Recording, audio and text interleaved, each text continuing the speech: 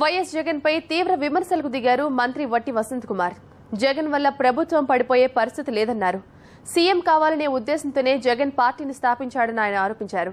వైఎస్ఆర్ విధానాలకు భిన్నంగా జగన్ పయనిస్తున్నాడని ఆయన అన్నారు. రాజశేఖర్ రెడ్డి అనేవాడు ఒక హ్యూమన్ ఫేస్ తో నిరుపేద వర్గాల వాళ్ళకి ప్రభుత్వ నిర్ణయాల ద్వారా, ప్రభుత్వ పాలసీ నిర్ణయాల ద్వారా మేలు జరగాలని ఎప్పుడు కాంక్షిస్తూ ఉండేవాడు. వారి తనయుడు జగన్మోహన్ రెడ్డి గారు వారి యొక్క ఆలోచనలు, వారి యొక్క పాలసీ విధానాలు చూస్తూ ఉంటే చాలా బాధ కలుగుతూ ఉంది. తన తండ్రి ఎంచుకున్న మార్గాన్ని వీడి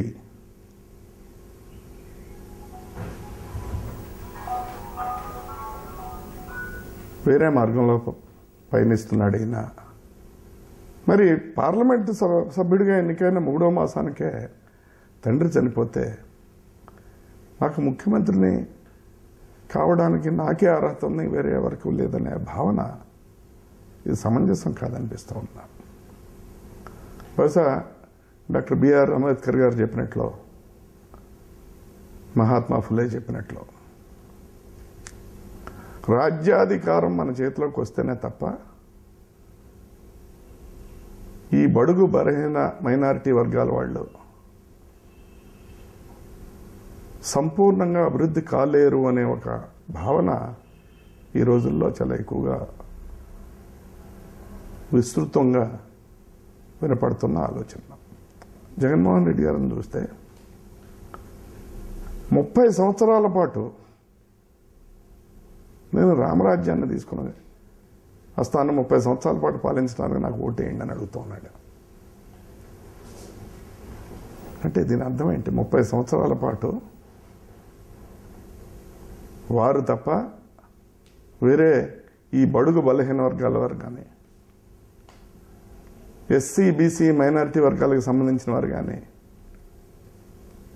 ఏ ఒక్కరూ కూడా కనీసం ఈ రాష్ట్రాన్ని ఏలుకుంటానికి అర్హత లేని వాళ్ళ అనే భావన ఈయనలో ఉందా అని చెప్పేసి జగన్మోహన్ రెడ్డి గారు తొలిసారి పశ్చిమ గోదావరి జిల్లాలో యాత్ర మొదలెట్టినప్పుడు జిల్లాకు సంబంధించిన మేము ఇద్దరు మంత్రులు, జిల్లా ఇన్ఛార్జ్ మంత్రి, ఎంపీలు, ఎమ్మెల్యేలు, ప్రజాప్రతినిధులు అందరం కూడా మేము పార్టిసిపేట్ చేయడం జరిగింది.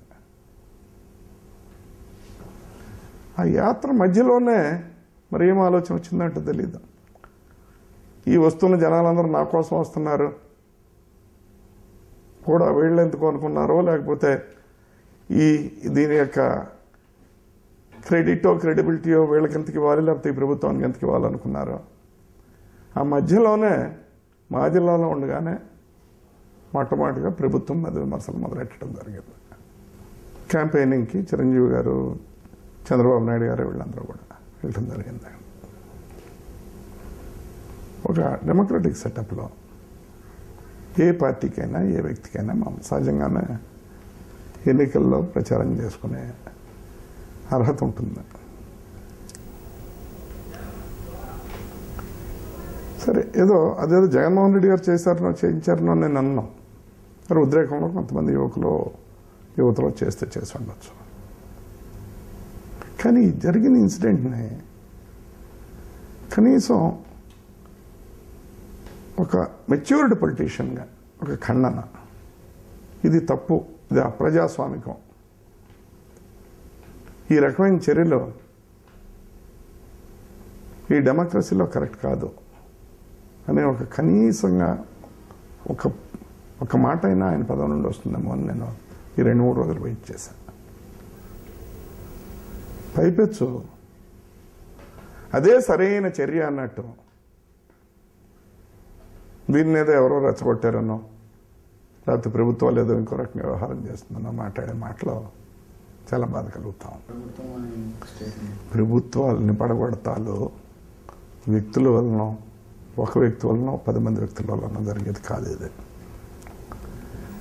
ప్రజలు తమ అభీష్టాన్ని ఓటు ద్వారా తెలియజేసి ఈ ప్రభుత్వాన్ని అధికారంలోకి తీసుకుని వచ్చారు.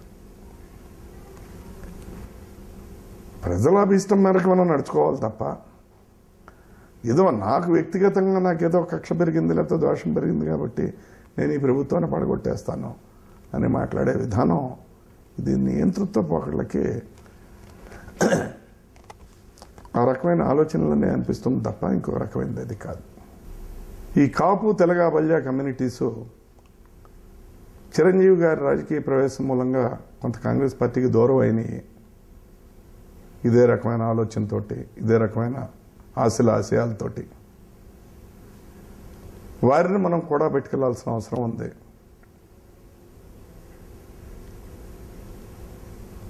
నువ్వు చిరంజీవితో మాట్లాడి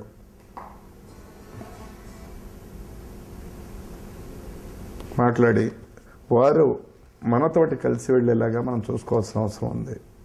వారిని మన పార్టీలో మెర్జ్ చేసుకోవాల్సిన అవసరం ఉంది. వారికి సముచిత స్థానాన్ని కల్పించాల్సిన అవసరం ఉంది. ఆయనకి తగు గౌరవం లభించేలాగా నేను కేంద్రంలో ఆయనకి మంత్రి పదవి వచ్చేలాగా నేను చేస్తాను. ఇప్పటికీ నేను సోనియా గాంధీ గారితో మాట్లాడాను.